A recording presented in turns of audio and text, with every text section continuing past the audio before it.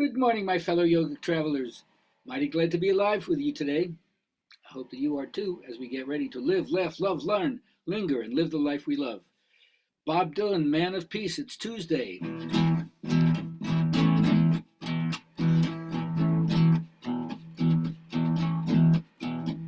He got sweet gift of gab, he got harmonious tongue. He knows every love song that ever has been sung. Good intentions can be evil, both his hand can be full of grease. You know that sometimes Satan comes as a man of peace. First he's in the background, then he's in the front. Both his eyes, they're looking like they on a rabbit hunt. Nobody can see through him, not even the chief of police. That's what I'm saying, yeah. You know that sometimes Satan comes as a man of peace. Yeah, I could go on, but then I'd just be singing instead of giving a little intro, rapping. But check out that song, Man of Peace. It has like 9 verses. And I love Dylan, the way he does his rhyming and stuff. Anywho, first and foremost is you can't make anybody love you. And love is not a strategy to get your loved ones into behaving the way you think is right or the way you would like to see them. So I've just learned with my children, you can think about this in any situation. You have to understand you have concern, but not worry. That's the only way you can maintain kind of joy.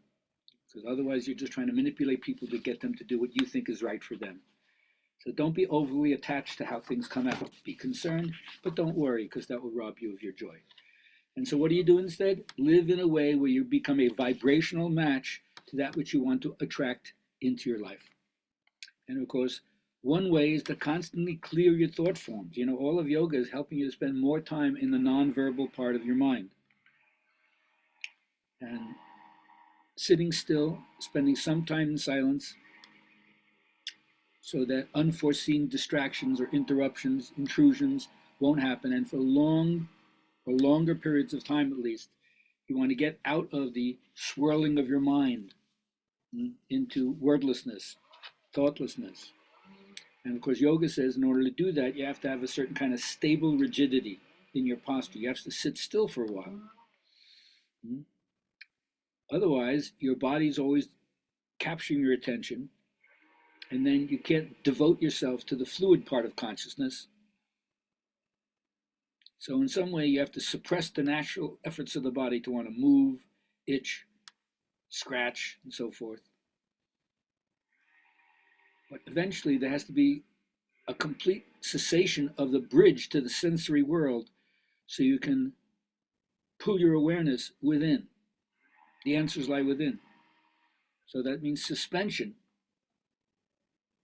to the presence of your body, suspension of your attention to the presence of your body. That's the way, according to the yogis, you have absolute cessation from the trouble of the pairs of opposites, up and down, right and wrong, win and lose, health and sickness, rich and poor, shame and blame, and so forth.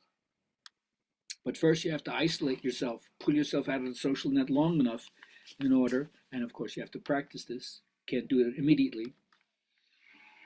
Because limitations in some way from the yoga point of view are not natural to the depth of your own soul. And if you really want to understand what makes you happy, from yoga's point of view, you have to discover the self with a capital S. What's that part of